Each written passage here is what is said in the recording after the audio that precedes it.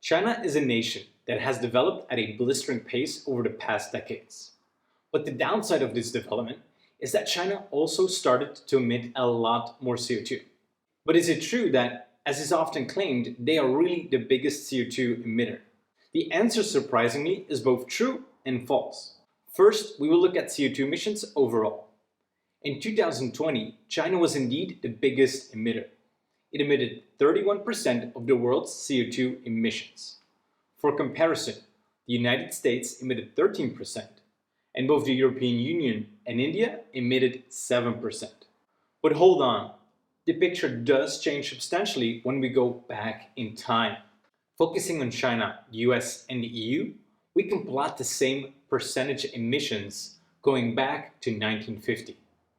And on the graph, you can see that Chinese emissions only really started to shoot up since 2003 and overtook the United States around 2005. Before, and this holds for the entire 20th century, it was the US and Europe that were the dominant emitters of CO2. So emissions in China are currently the highest, but only recently.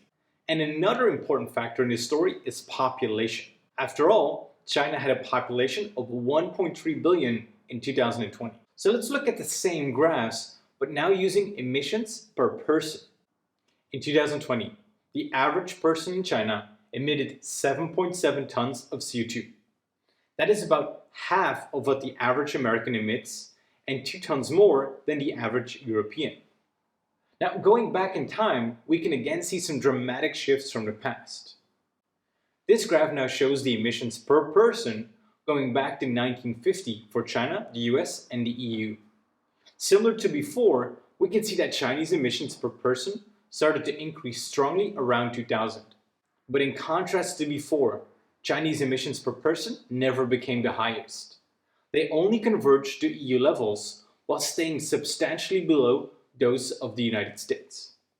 As an example, in 1990, the average Chinese person emitted 2.2 tons of CO2, which is 7 times less than the 20.6 tons of the average American.